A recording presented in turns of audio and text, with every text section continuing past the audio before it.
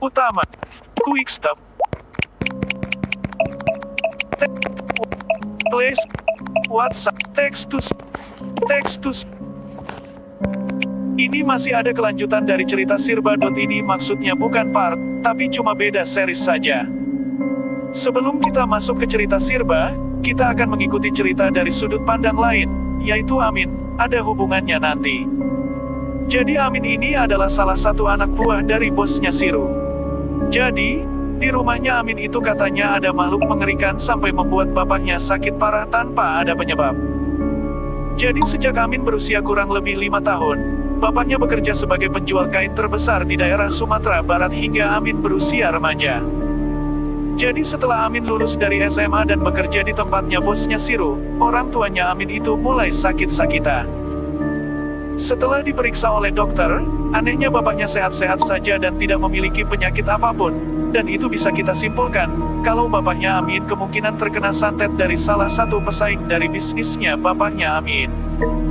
Oh ya, saya lupa kasih tahu, ibunya Amin itu sudah meninggal di saat Amin berusia 9 tahun. Dan di saat itu, pekerjaan bapaknya Amin semakin berkembang pesat tanpa kendala. Itu membuat salah satu dari pesaing merasa iri dan pada akhirnya pesaing itu mengirim santet di rumahnya Amin. Sampai suatu ketika, di rumahnya Amin, Amin melihat bahwa di atas atap rumahnya itu ada sosok hitam besar yang benar-benar menyeramkan bagi Amin. Itu pertanda bahwa ini adalah awal malapetaka untuk Amin dan keluarganya. Jadi di rumahnya Amin itu anggota keluarganya ada Om Tono. Om Tono itu omnya Amin. Sedangkan Tante Anis itu tantenya Amin. Jadi semenjak bapaknya Amin sakit dan parah, hampir setiap malam Amin selalu diteror oleh sosok mengerikan di rumah itu. Sekarang kita akan mengikuti sudut pandang dari ceritanya Siru dan Bagong. Jadi, 2 tahun kemudian, Siru dapat kabar dari si bos, kalau di rumahnya salah satu dari anak buahnya si bos itu sedang mengalami hal mistis di rumah itu, kata si bos. Lalu Siru bertanya kepada si bos, siapa orang yang bos maksud? Lalu si bos menjawabnya, kalau orang yang terkena teror itu namanya Amin. Siru yang tidak kenal dengan orang itu cuma hanya bisa berpikir, kok bisa ya di rumahnya orang itu ada makhluk mengerikan di rumah itu. Setelah membaca pesan dari si bos, Siru langsung menyampaikan hal itu ke ibunya dan Bagong tentang hal itu.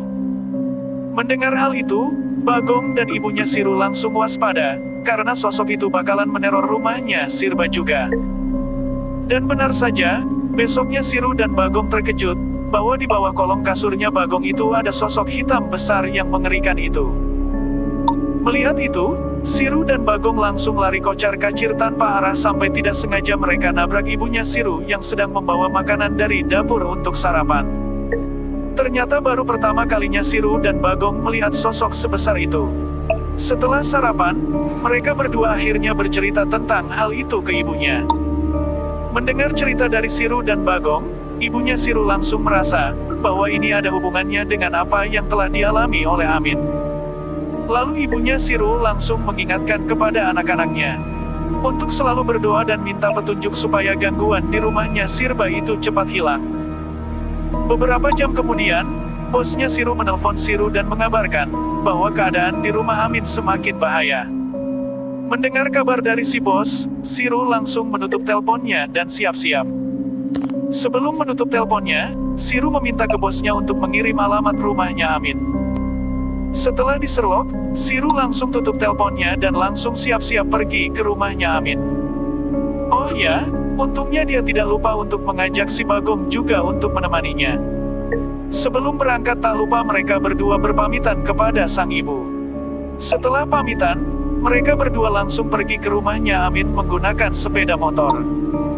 Di perjalanan, Siru dan Bagong berjalan lumayan ngebut untuk menuju ke rumahnya Amin. Jadi yang bawa motornya itu Siru. Sedangkan Bagong itu di belakang alias dibonceng Siru. Sesampainya mereka di rumahnya Amin, mereka langsung mengetuk pintu dan mengucap salam. Setelah ditunggu-tunggu lumayan lama, akhirnya keluar satu orang laki-laki, ternyata itu adalah Om Tono, omnya Amin. Lalu Om Tono langsung mempersilahkan mereka berdua buat masuk. Setelah berkenalan dengan omnya Amin, pada akhirnya Tante Anis datang juga. Ternyata beliau habis dari pasar untuk membeli jajanan buat si Amin ini. Setelah mengasih jajanan ke Amin dan mereka berdua, Amin dipanggil oleh tantenya. Akhirnya Amin keluar dari kamar beserta bapaknya dan memperkenalkan diri. Bapaknya Amin memperkenalkan diri dengan nama Pak Herman. Setelah berkenalan, Siru langsung bertanya kepada Pak Herman tentang yang sebenarnya, lalu beliau menjelaskan, kalau beliau itu bekerja sebagai pengusaha kain terbesar di pabrik itu. Jadi setelah ibunya Amin meninggal, pengusaha beliau semakin berkembang dan semakin maju, dan itu membuat salah satu pesaing dari beliau itu tidak suka dengan kemajuan beliau, sampai pada akhirnya pesaing itu mengirimkan sebuah makhluk terbesar dan mengerikan itu. Dan karena itulah beliau mengalami penyakit yang tidak bisa dipraktisikan. Namun pada akhirnya penyakit beliau lumayan berkurang, tapi tetap, makhluk itu masih suka nongol di saat malam hari tiba, dan itu membuat Amin selalu ketakutan dari malam hingga pagi menjelang siang. Mendengar cerita dari bapaknya Amin, Siru dan Bagong langsung keingat, bahwa ia pernah melihat sosok itu di bawah kolong kasurnya. Mungkin ini ada hubungannya dengan apa yang telah dilihat oleh Amin sebelumnya. Kata bapaknya Amin yaitu Pak Herman, sebelum Siru dan Bagong datang, itu keadaan rumah itu semakin keos karena ketakutan yang Amin rasakan itu lebih parah dari yang sebelumnya. Namun setelah Siru dan Bagong datang, keadaan kembali normal, tapi tetap, Amin ini badannya masih lemas karena habis melihat sosok itu. Setelah itu Pak Herman langsung menyarankan kepada mereka semua, untuk menyiramkan garam kasar ke setiap sudut ruangan dan siramkan juga ke rumahnya mereka berdua supaya sosok itu tidak meneror lagi. Jadi Amin meruqyah rumahnya sendiri, sementara Siru dan Bagong juga meruqyah rumahnya sendiri kalau sudah sampai rumah. Setelah sampai rumah, mereka langsung mengerjakan perintah dari bapaknya Amin. Sementara itu, Amin di rumah juga mengerjakan perintah dari bapaknya. Lalu setelah itu Amin bertanya kepada bapaknya, kenapa tidak dari dulu ide itu bapak lakukan?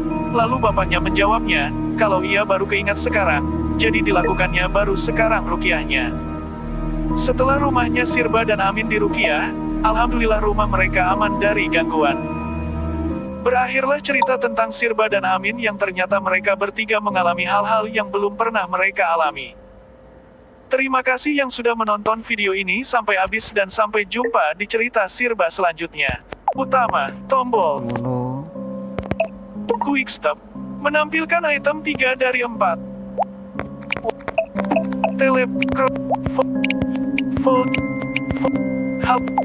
Radio, perekam, teks,